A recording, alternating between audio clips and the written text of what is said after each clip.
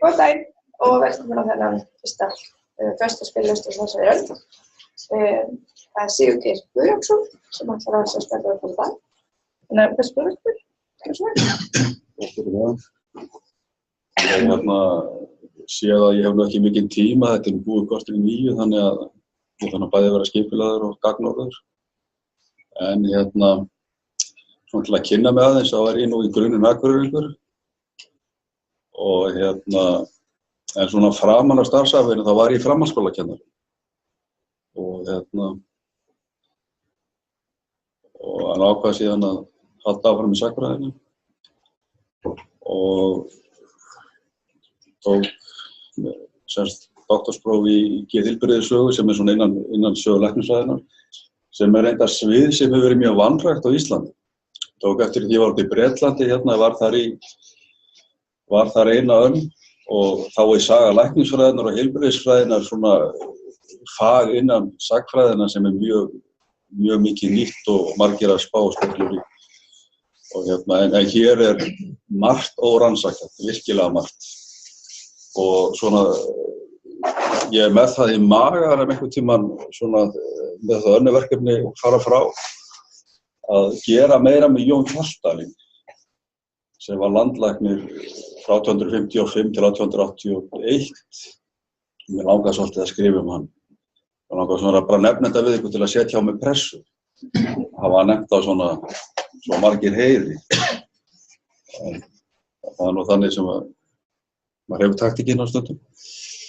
En ég ætla aðeins í byrjun að kynna hvernig ég ætla að fjalla um þetta, sem sagt, nú búin að kynna mig. Uppbyggingin þannig að ég ætla aðeins í upphaf að fara svona í aðdragandana á þessum manntalum. Síðan ætla ég aðeins að ræða svona svona aðferðafræðileg vandamál sem tengjast því að nota manntal. Og síðan ætla ég aðeins að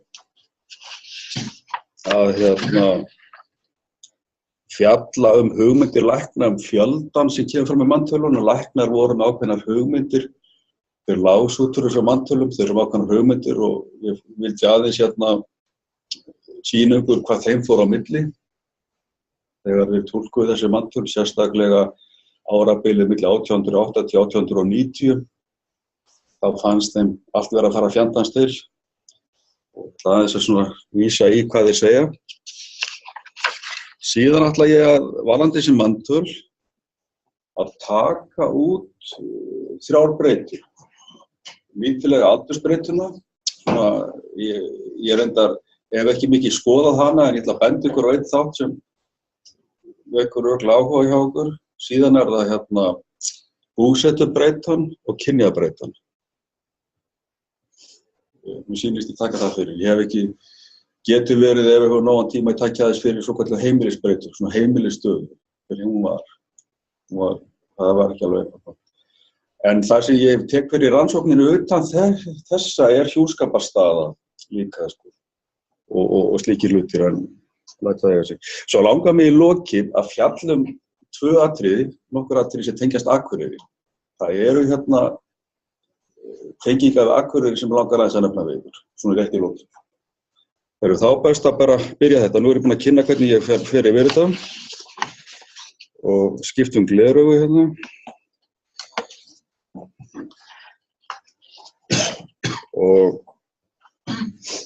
Og ég þannig sem sagt að ég les upp og stundum svona bæti ég við svona frá eigin brjósti. Ég svona hef það þannig.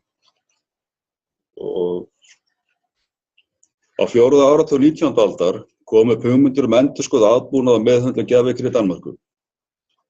Einn þeirra sem lét til sín taka var Jöðar Hubert sem lagði fram tillögur breytingar til yfirvalda árið 1843 og þeim fylgdi fyrsta lýðfræðilega greiningin á geðveiku fólki í danska konungsríkinu.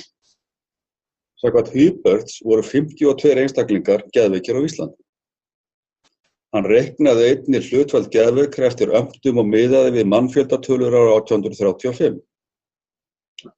Dönsk yfirvöld fylgdu athugunum hans eftir og létu gera talningu á geðveiku sem fór fram samhliða almennu manntali í landinu 1. febrúar 1845 og birtist nú í Statistik Tebelverk árið 1846. Þannig að þetta svona ágætis inngangur. Við erum náttúrulega partur á danska konungsveldinu og það sem að gerast í Kaupmannahöfn, það hlýtur að hafa áhrif á jaðrinum. Já, það gerist það. 17. febrúar 1845 fékk biskup Íslands Steingrímur Jónsson leiðbeiningar eða svokallað instrúks fyrirhugað manntal í landinu. Manntalið átti að fara fram 2. nóvember og var það nýmæli, takk eftir þessu, þetta var nýmæli, tekið upp að skrá þá sem taldir voru vitskertir eða vitstóla. Og þá það spurningin, af hverju verið að telja? Sem sagt, jú, það ástæða fyrir því að nokkrum árum fyrir á fundi embættismanni Reykjavík árið 1839 lagði Bardenfleth stiftamtmaður fram tillögu að vista geðveikt fólk á sérbúnum geðspítölum og vildi hann í því skyni breyta holdsvekra spítalanum í Kaldaðanesi. Bardenfleth fékkst ekki að fá hugmyndirnar samþykktar en yfirvöld héldu málinu vakandi og var því skylt að telja geðveik á Íslandi manntalun 1845 og einnig manntalun 1850 fyrir við. Það sýnir að yfirvöld vildu vita fjölda þeirra til að geta meti hvað þurfti að vista marga á væntanlegum spítala.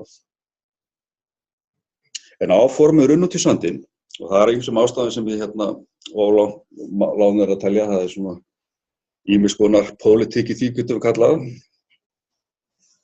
En áformið runnu út í sandinn og það sýndi sig því að í manntölunum á árabilinu 1855-1870 var ekki lengur skylt að telja geðveika. Og það einhvern tvennt sem skýrir af hverju var horfið frá þessu. Annars vegar aðstæður á Íslandi. Þar var heimilið grunn-eining samfélagsins og geðveikir höfðu verið vistaðar aldir inn á heimilum í afskekktum sveitum. Þannig að þessar hugmyndir geðspítala koma náttúrulega svona sérstaklega frá Kaupmannahöfn, þar sem þéttbýli fór að myndast og svona ákveðið svona þanþol samfélagsins var annað. En nú ætla ég að koma að þessu hérna. Af hverju er ég með þetta hérna uppi? Þetta einn af þekktasta svona í þessum fræðum tilvitnun. Þetta tilvitnun í Þorgrim Johnsen sem var læknir í austurhluta Suður-Amtins eins og kallað var, eða það að segja Rangárvallasýslu. Og í bók sinni Lækningar og saga hafði Vilmundur Jónsson nefnt þetta. Vilmundur Jónsson benti fyrstur á þetta og síðan höfum við svona í þessari geðheilbrigðissögu Óttar og fleiri hafa bent á þetta og ég rætti þetta við hann að þetta svona þetta stóra sko ég nefndi á þann það var hægt að telja 1870, hann skrifar 1871, hann að endurvekja þetta, hann hérna sendir þetta úr ársskýrslu til landlæknis, landlæknir þá Jón Hjaltalín og þetta hafði ákveðin áhrif í kerfinu, en áhrifin í kerfinu sem þetta hafði, sko eru þannig að þetta svona heit kartafla sem hérna dómsmálaráðuneytið í Kaupmannahöfn henda á milli sín og hérna landfógeti og stéttamenn og svona, en svo má segja það að síðan Kleppsspítal stofnað 1907. Þetta náttúrulega 30-40 ára fyrir, sko. Þetta svona ákveðið, það fer ákveðið svona á stað.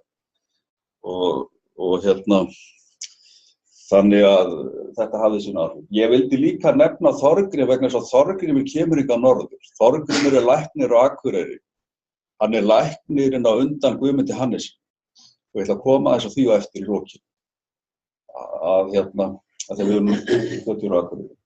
En þetta hafði mikil áhrif, þessi ádrepa Þorgríms.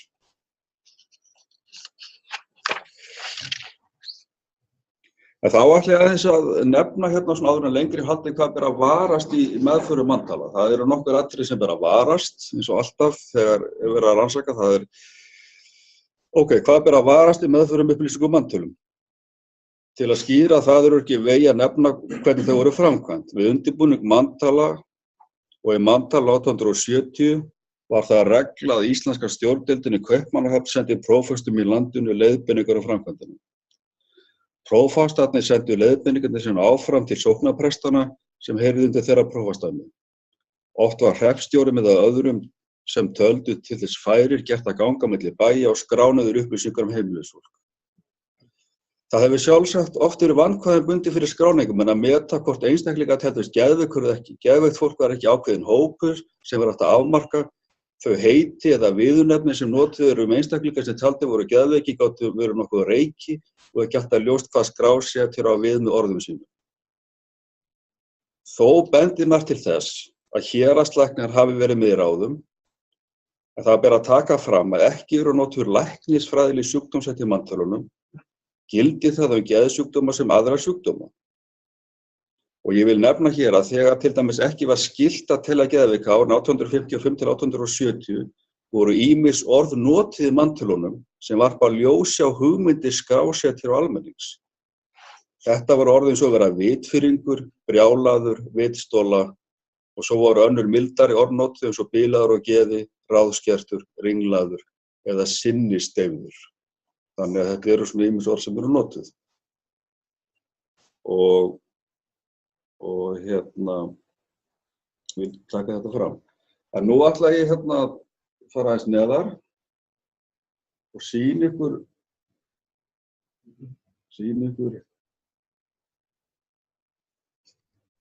sko þetta er svona grunnglæra. Nú skulum aðeins staldra við.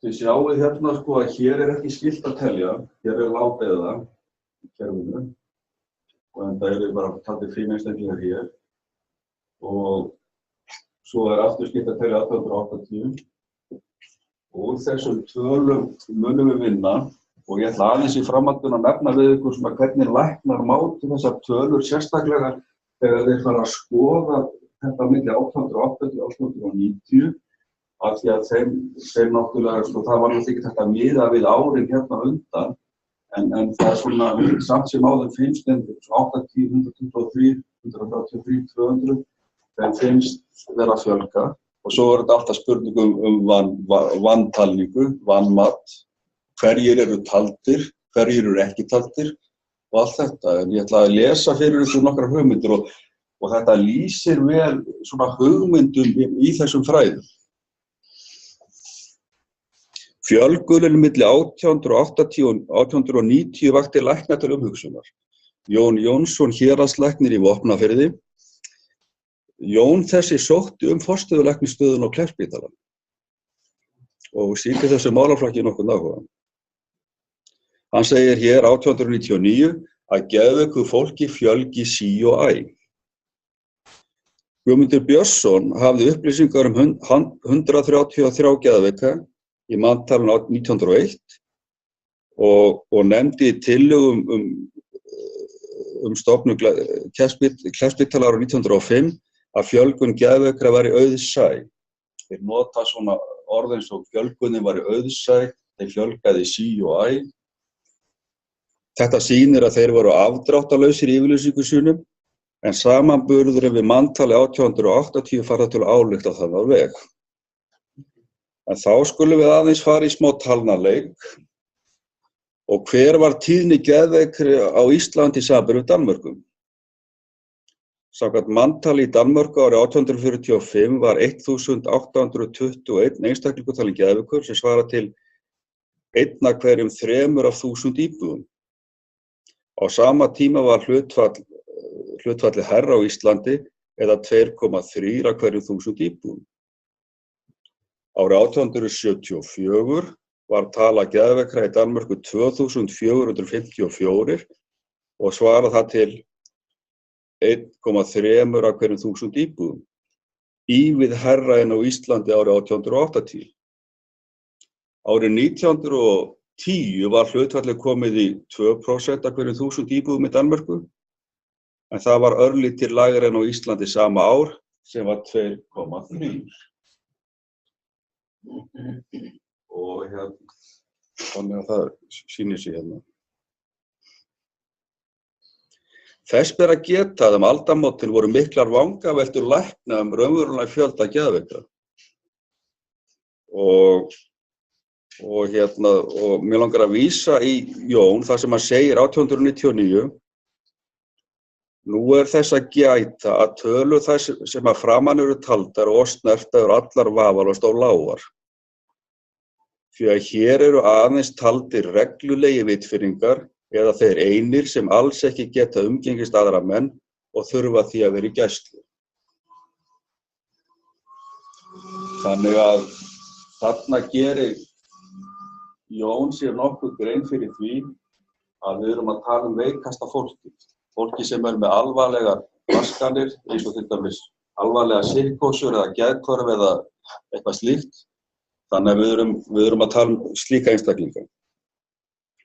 Í áliti sem Kristján Sírberg sendi Alþingi í júlí 1901 taldi hann að fjöldi geðveikra á Íslandi verið vanmetinn og byggði hann álit sitt á rannsóknum austurríska læknisins Krafft Ebing sem taldi 1 af hverjum 200 væri að meðaltali geðveikur í evrópskum samfélögum.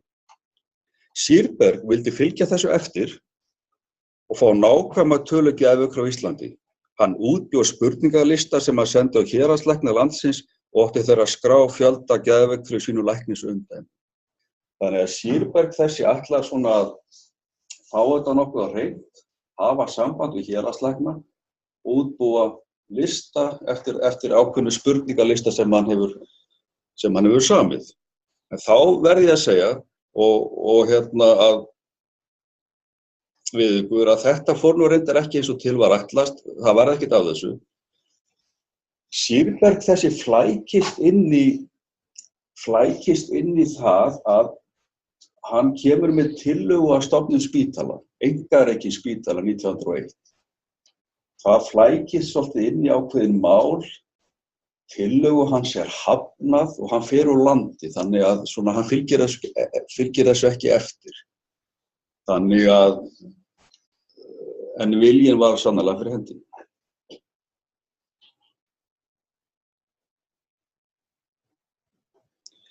Og síðan vil ég nefna að rannsóknir Krafft Ebing voru þau ekki óumdeildar og Valdemar Stenberg, yfirlæknir á Sankt Hans spítalanum í Kaupmannahöfn, nefndi í grein árið 1881 að einn einstaklingur á móti hverjum 400 var geðveikur í Danmörku. Jónas Jónasen landlæknir hafði svipaðar hugmyndir og sagði árið 1902 að umtabil 200 væru geðveikir á Íslandi og það gerir hlutfalli 2 af hverjum 5 af hverjum 1000 sem sama hlutfall og Stenberg hefði nefnt. Og þessar ágískanir sem við erum komin hérna, við erum komin hingað. 2,3 manntalið 1910 virðist vera einna áhrifnasta manntalið, enda hafði Þórður Sveinsson, þegar hann verið forstöðulæknir Kleppsspítala, þá hefur hann verið með ýmsar fyrirspurnir út í héruðum. Þannig að manntalið 1901 er komin spítalið er fyrsta manntalið eftir Þórður Kleppsspítala. Og hérna erum við að nálgast svolítið þær tölur sem í nágrannalöndunum og erum komin svolítið á okkar stað, miðað við þær forsendur sem þá ríkja þegar við erum að tala veikasta fólkið með alvarlegustu geðraskanir. Við erum svolítið búin að ná því hérna. 1910. En nú langar mig aðeins í framhaldinu að tala nokkrar breytur, þetta er mattalið og til þess að skýra þetta þetta var sem sagt tímaspann rannsóknarinnar frá 1845 til 1910. Þetta er valið vegna þess að 1845 er fyrst skylt að telja, það er ákveðin samhengi við hugmyndir í Danmörku. Síðan kemur þessi miðhluti sem gefur ekkert af sér, en svo fyrsta manntali hérna eftir komið Kleppsspítala 1910. Þannig að þetta er svona myndar ákveðna umgjörð. En þá skulum við skoða aðeins hérna nokkra þætti sem vonandi þið hefur áhuga á, sem hefur að gera svolítið með svona hugmyndir innan læknisfræðinnar, sem kannski skýrast í manntölum.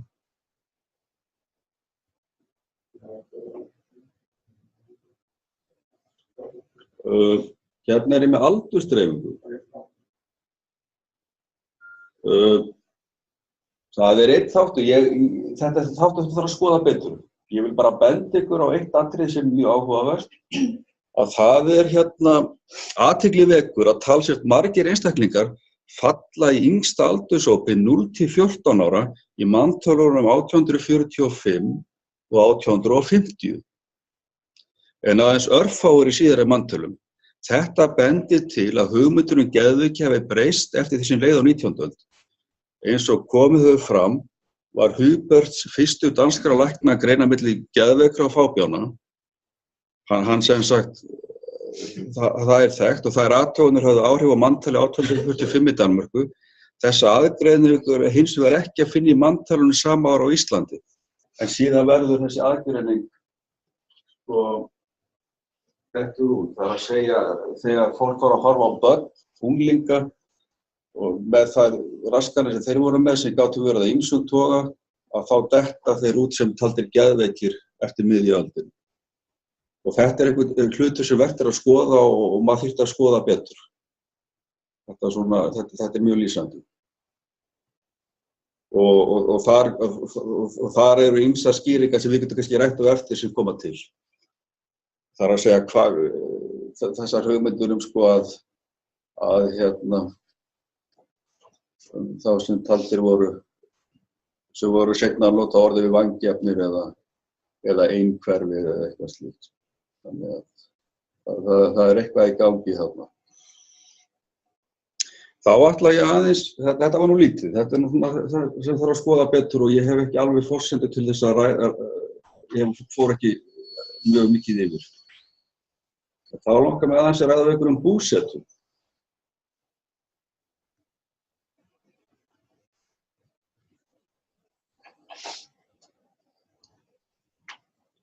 Hér er tafla yfir búsetu eftir sýslum og ef búseta er skoðuð kemur ýmislegt í ljós. Búseta. Hvaðan komu sjúklingar sem voru vistaðir á Kleppsspítala? Búseta sjúklingar vísbendum það hverjir voru vistaðir á spítalanum og hverjir voru áfram í heimahúsi. Samkvæmt manntalinu árið 1910 voru hlutfallslega fleiri sjúklingar búsettir í þéttbýli en dreifbýli áður en þeir voru vistaðir á Kleppsspítala eða 26 á móti 28. Það sýnir að 1 af hverjum 3 af 1000 íbúum í þéttbýli var vistaður á spítalanum en 0,4 í dreifbýli. Það bendir til þess að hegðunarákvæði og órói sem stundum fylgir geðveikum einstaklingum hafi síður verið liðin í þéttbýli. Þannig að það eru sterkar vísbendingar það að íbúar í þéttbýli hafi frekar verið vistaðir fyrstu árum spítalans og það hafi verið ein af þeim breytum sem horft var til, þar að segja að það hljómar kannski einkennilega en það var kannski meira þol að vista erfiða einstaklinga á afskekktum sveitabæjum einhvers staðar sem enginn sá og menn vissu lítið af. Þegar skoðaður er hlutfallslegur fjöldi geðveikra eftir sýslum eftir því sem kemur fram í gögnum milliþinganefndarinnar. Milliþinganefndin var fengin til að skoða aðstæður fátæklinga á Íslandi, stofnuð 1901, og það er eiginlega milliþinganefndin sem hafna tilboði Sýrberg. Þannig að, sjáið að hlutfallið er langhæst í Kjósar- og Gullbringusýslu, 3,2 af hverjum 1000, Mýrasýslu 2,9, en lægst í Borgarfjarðarsýslu 0,4 og Barðastrandarsýslu 0,5. Og auðvitað erum við með fáa einstaklingar, þetta eru fáir einstaklingar, en ég ætla samt að koma með eina sterka vísbendingu samt sem áður. Að það er Reykjavík. Reykjavík er áhugaverð í þessu ljósi. Það vekur athygli hvað hlutfall geðveikra í Reykjavík er lágt, eða 0,8 af hverjum 1000 íbúum í samanburði við Kjósarsýslu og Gullbringusýslu með hlutfalli 3,8 af hverjum 1000 íbúum. Og þá segi ég hér, og við skulum athuga hvað ég segi við því, þetta geti bent til þess að reynt hafi verið að vista geðveika þurfa menn til sveita eða í smærri þorpum og byggðakjörnum frekar en í stærri bæjum. Og til að fylgja þessu eftir segi ég hér, árið 1901 voru íbúar í Árnessýslu 6.394 og 16 þurfalingar í sýslunni og enginn þeirra búsettur í Eyrarbakkasogn sem þó taldi tæpa 1000 íbúar. Að sama skapi var engin geðveikur þurfamaður búsettur á Akureyri sem taldi 1300 íbúa eða á Seyðisfirði sem taldi 900 íbúa. Þetta skýrist væntanlega vandkvæðum við að hýsa geðveikt fólk í þéttbýli. Og við skulum líka hafa í huga hvernig þéttbýli var á þessum tíma. Guðmundur Hannesson var nú skrifaði mikið um það.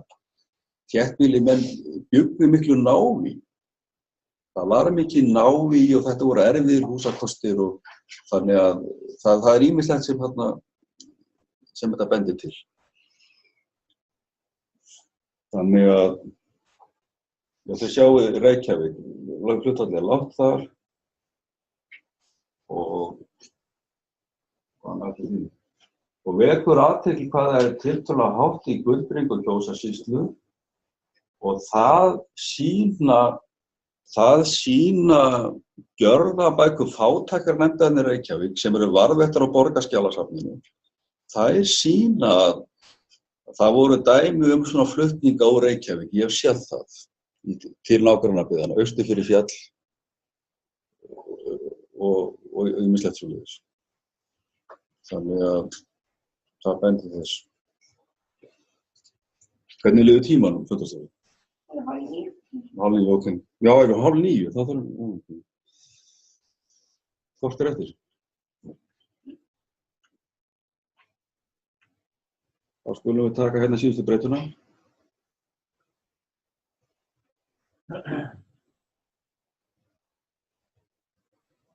Að kynjabreytan.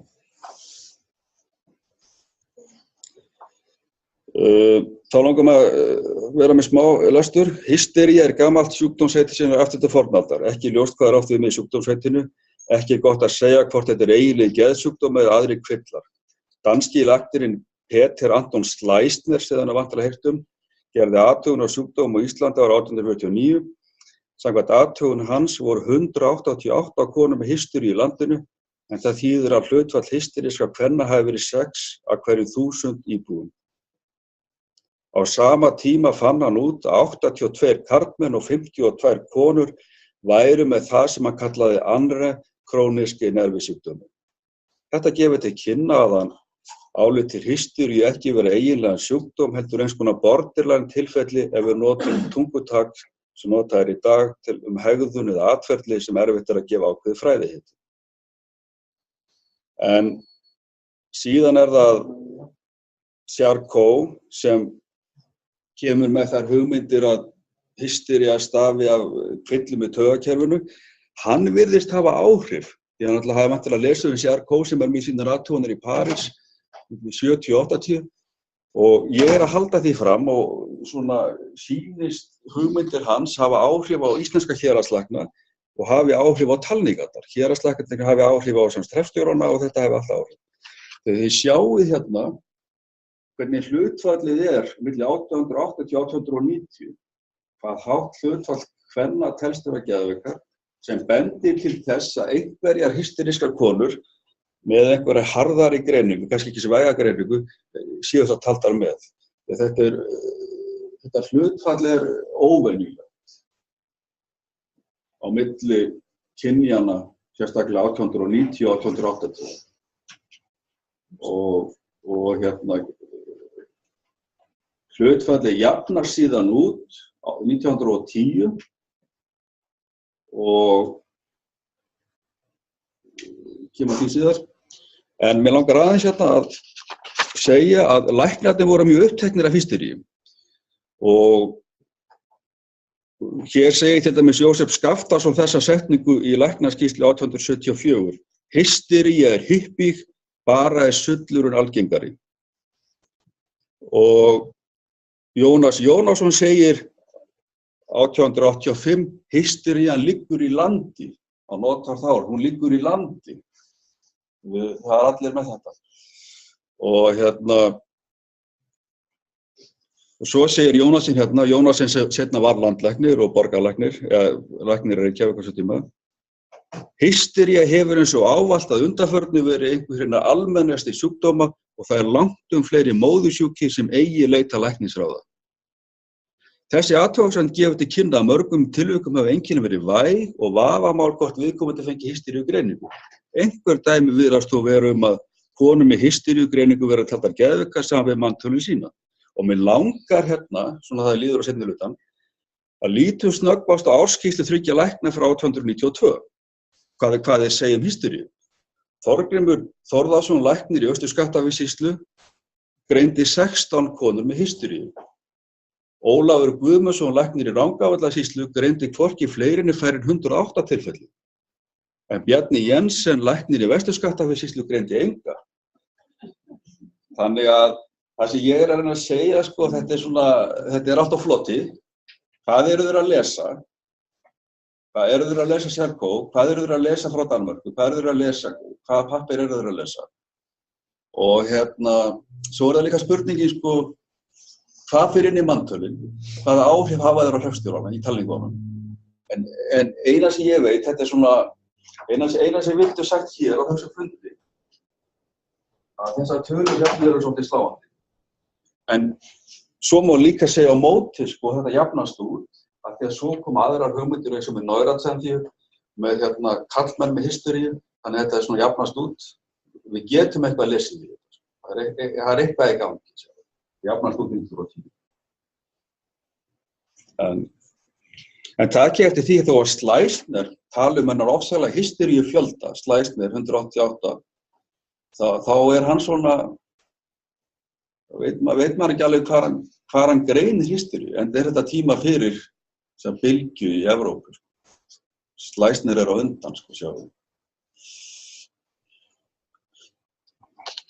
En mér langar hérna rétt í lokin að koma með 2 sögur frá Akureyri. Og það var þannig að í minni rannsókn, þá reyni ég svona að gera lítið, ég nota lítið Foucault. Þetta er empírísk rannsókn. Ég reyni forða mig frá Foucault. Foucault var mikið í tísku, ennþá í tísku. Sótti einhvern tímann seminar í Lundi í Svíþjóð, bara Foucault, og svo þurfti allir Svíarnar að fara til Stockholm, svo það búin að ræða Foucault, sko, en ég veist þetta er alltaf svo, ég tölum ekki meira það. En hugmyndin í rannsókninni minni er, sko, samfélagshjálpin, að tengja saman sem sagt að læknar, bæjarfulltrúar, sveitarstjórnarmenn reyni sitt. Það er svona ýmislegt menn að reyna. Ég er að reyna að forðast þessar hugmyndir Foucault með the great confinement. Ég er að reyna að forða því frá, sko. Reyna að hugsa meira sko, hvað vilja menn gera, hvað geta menn gert, geta lítið gert. Og þessi saga frá Akureyri tengist því. Frá árinu 1882 má finna dæmi frá Akureyri sem knúði á samvinnu bæjarstjórnar og íbúa.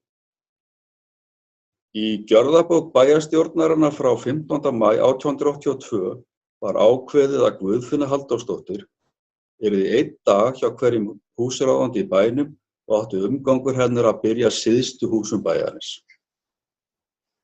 Af gjörðabókinni má sjá að ákveðnir einstaklingar voru frekar en aðrir tilbúnir að veita geðveikum aðstoð eins og sjá má í bréfi frá bæjarstjórninni 30. apríl 1883.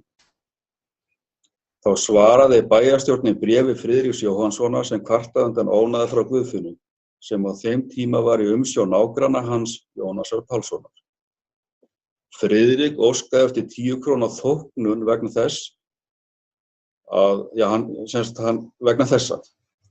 Bæjarstjórnin hafnaði beiðninni og taldi þá eiga að leysa málið sjálfur, en þeir bjuggu í sama húsi við stóru strandgötu Oddeyri.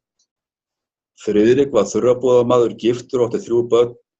Á heimilinu var einnig ekkja lausakona. Jónas var daglaunamaður, giftur og átti 2 börn og hafði að auki tekið sér tökubarn. Þið sjáið að þarna er margt fólk í heimili, kannski í litlu húsi og þar á meðal Guðfinna. Þeir eru tekið þannig að sér, semst annar aðilinn, og þetta sýnir að bæjarstjórnin leitar til íbúa bæjarins varðandi Guðfinnu. Guðfinna kom frá Ólafsfirði og mér finnst þetta dæmi það sem reynt er að hjálpa. Og svo kannski rétt í lokin því að Þorgrímur við skulum reyna að halda minningu hans á lofti, hann var margt framsýnn maður. Þá vil ég bara aðeins nefna hérna að ég sá í ársskýrslum hans eftirfarandi, til að lesa það bara beint upp, að Þorgrímur hann lagði geðveikt fólk inn á spítalahúsið, gamla spítala á árabilinu 1882 til 1890. Hann nefndi að 2 sjúklingar með geðveiki hefðu farið að spítalanum 1882 án á bata. Þorgrímur nefndi árið 1884 að hann hefði lagt ungan mann Hnjóskadal með maníu inn á spítalan og fór hann þaðan full frískur eftir nokkra daga. Og sama var upp á teningnum árið eftir þegar hann vistaði konu með brjálsemi eftir barnsburð. En takk eftir einu, það var aðeins 1889 sem að vísa til þess hvernig hann meðhöndlaði sjúklinga. Þorgrímur nefndi sjúkling með maníu en hefur batnað fljótt eftir brúkun ópíummeðala. Þetta, hann segir ekki mikið, hann Þorgrímur, en þetta segir manni það að málaflokkurinn honum ekki fjarri eftir ádrepuna 1871 sem menn hafa löngu tekið eftir. Þannig að hann hefur, og það má jafnvel sláði föstu, að þetta sé eina spítalahúsi sem tekur við geðveiku fólki hér á Íslandi og reynt að veita meðferð á þessum tíma á landinu. Það má alveg fullera það, mögulega. Takk fyrir mig.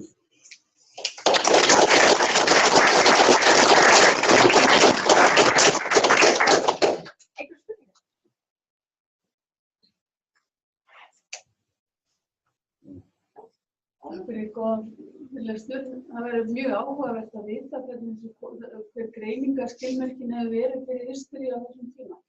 Ég kann það ekki, eða hvort þetta hluti af sjálfstæðisbaráttu kvenna. Já,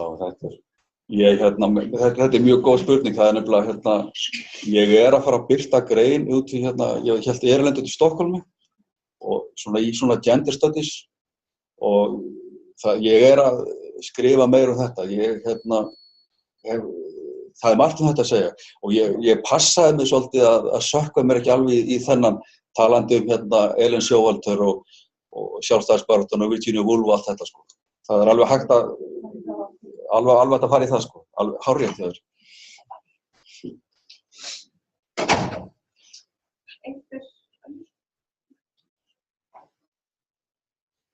Það var samt með læknana gamlu sko, þetta fórmúl eftir því hvort þeir mentast eitthvað í Danmark. Ég minn að Þorgrímur Jónsson hafi eitthvað verið á samt til hans.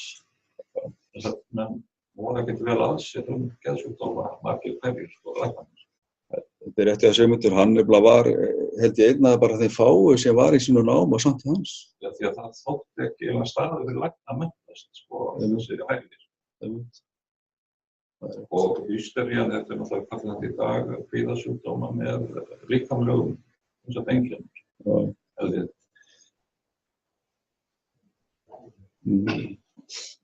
þetta náttúrulega allt og lágar tölur við alvarlegir geðsjúkdómar eru 5% eða 4–5%.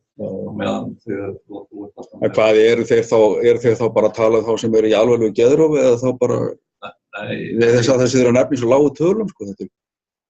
Jú, þú sagði að þetta væri vitrinningar sem þyrftu gæslu. Það þetta svona margt sem kemur í hugann. Já, mér langar bara, það náttúrulega ekki bara að greina til dæmis eins og ofstarfsemi og skjaldkirtli og annað af þessum van og ofstarfsemi á þessum tíma. Jú, það svo margt sem svo reglíf sem Hysterían fær yfir sko. Og ég hef séð sko það sem í skrifum sín, það sem Jónasen skrifar Jónasen var mjög upptekinn af Hysteríu, landlæknir Jónas. Og hann skrifar, nú það bara stólið úr með bókin, hvað heitir bókin sem hann gaf út 1884, Jónasen, Lækningabókmennta alþýðu. Lækningabókmennta alþýðu, þar eyðir hann töluverðum tíma í því að skýra hvað Hystería hvað ber að gera, hvernig ber að, þannig að, og miðað við þær hugmyndir sem hann hefur Hysteríu, sko, þá hann að fara út og sögur, sko. það er svo margt undir.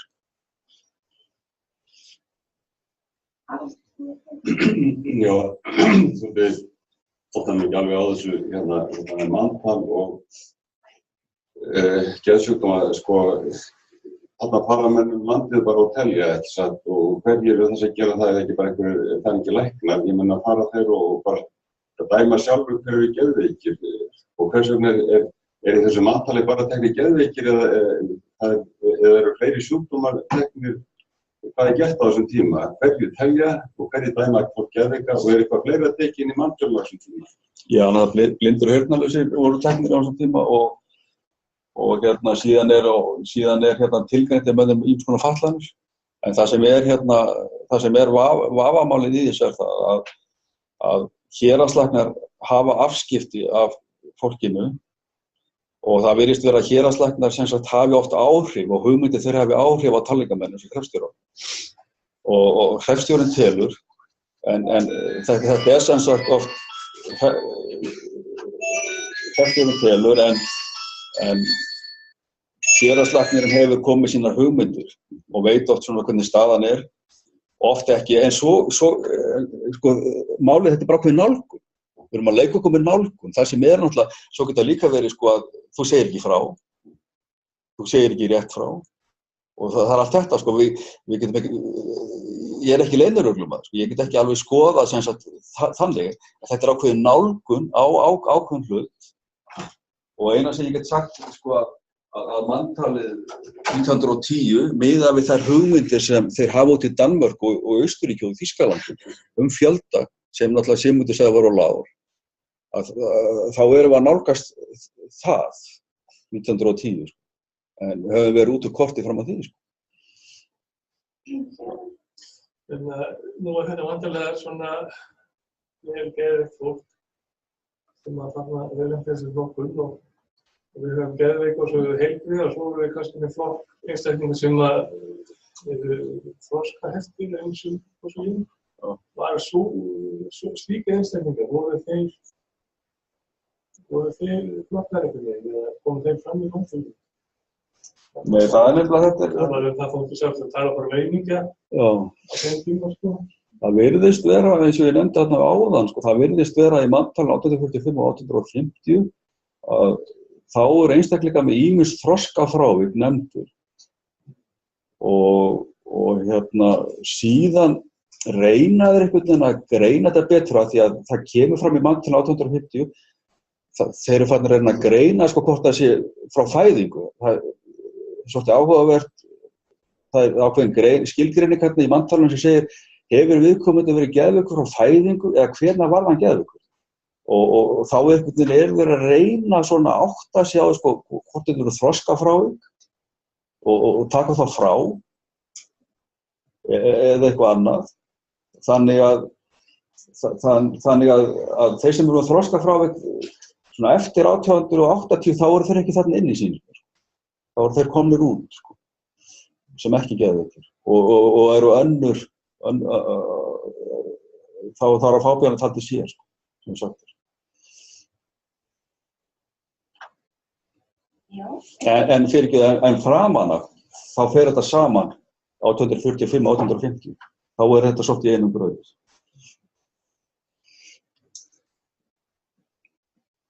Eitthvað síðust. Takk fyrir fróðlegt erindi. Hérna er setningu að hysteríu væri landlæg. Já. Var eitthvað rætt eða var þetta út á suðu líka eða var það eitthvað svipað og sjáum í dag?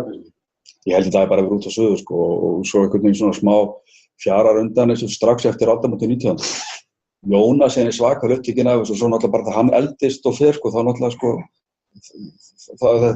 ég myndi segja sko þetta er út á suðu sko. Og svo er eins og ég nefndi Ólafur Guðmundsson hérna sem ég þekki lítið til sem er í Rangárvallasýslu sko hann er greinilega upptekinn af þessu. Og þá var alveg spurning sko hvaða litteratúr þeir eru að lesa og hvað þeir koma. Og það mætti líka skoða Sigmundur eins og hvort að Ólafur minnir að hann hefði nú verið í Kaupmannahöfn sko. Ég þarf að athuga það betur sko. Það skiptir svo mjög máli sko hvar menn eru, hvað umhverfið þeir kynnast, erlendis sérstaklega. Já, þakka kærlega fyrir sig. Takk.